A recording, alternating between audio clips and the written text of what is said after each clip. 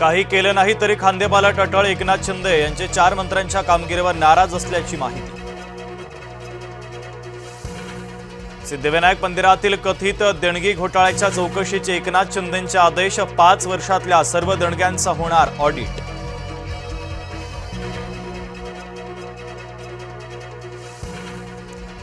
मुंबईतील महापौर बंगल्यावर कोट्यवधींची उधळपट्टी। सोयीसुविधांसाठी 3 कोटींचा खर्च करणार। एप्रिलमध्येही 3,40,00,000चा खर्च।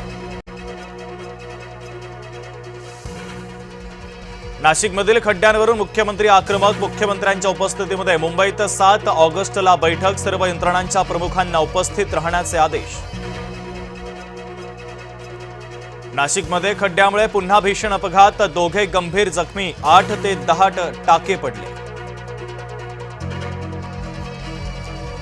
मनमाड बस स्थानकामध्ये खड्ड्यांचं साम्राज्य। प्रवासी आणि बस चालकांना नाहक त्रास। पावसानं बस स्थानक परिसरात चिखलमय। मोठमोठ्या खड्ड्यांमुळे एसटी बस चालक त्रस्त। बुलढाणा सैलानी रायपूर मार्गावर खड्ड्यांचं साम्राज्य। व्हिडिओ व्हायरल करत प्रशासनाचे काढले वाभाडे। आजपासून शासकीय रुग्णालयांच्या ओपीडी बंद। सीसीएमपी पात्र बीएचएमएस डॉक्टरांना एमएमसी नोंदणी प्रस्तावाला विरोध।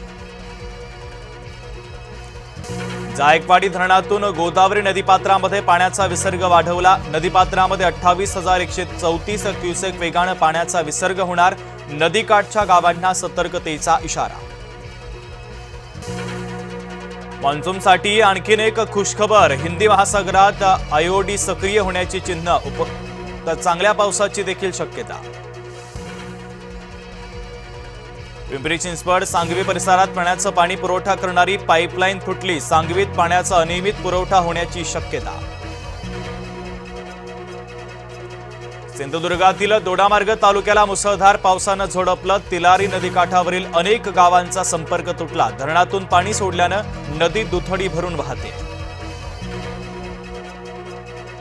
अंबोली महादेवगड पॉइंटवर एक पर्यटक 400 फूट खोल दरीमध्ये कोसळला। लघुशंकेसाठी गेला असताना अपघात।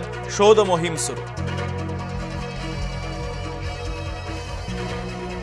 शिरूर तालुक्यातील थिटेवाडी बंधारा 100% भरला। वेळ नदीपात्रामध्ये पाण्याचा विसर्ग।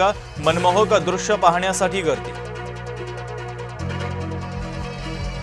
छत्रपती संभाजीनगरमध्ये कमी पावसाचा पेरणीला मोठा फटका। 65,000 हेक्टरवरील पेरणी रखडली।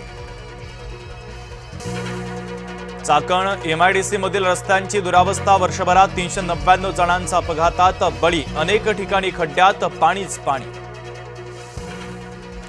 कोल्हापुरात बंद घरामध्ये स्फोट। वादातून जिलेटिनच्या कांड्या लावत घर पाडल्याची चर्चा। सुर्वेनगर परिसरातील घटना। सुप्रीम कोर्टामध्ये आज शिवसेनेच्या पक्ष आणि चिन्हाबाबत महत्त्वाची सुनावणी। ठाकरे शिंदेंसह महाराष्ट्राचं लक्ष। मानहानी प्रकरणी उद्धव ठाकरेंची आज कल्याण कोर्टामध्ये सुनावणी। तर व्हिडिओ कॉन्फरन्सिंगच्या माध्यमातून हजर राहणार।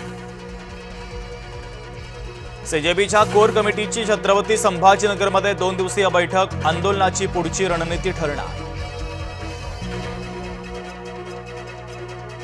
नीट यूजीच्या 6 विद्यार्थ्यांची सुप्रीम कोर्टामध्ये धाव।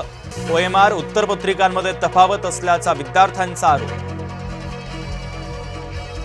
धुळे शहराला पाणीपुरवठा करणाऱ्या मुख्य जलवाहिनीला पुन्हा मोठी गळती। महापालिकेच्या कारभारावर नागरिकांचा संताप।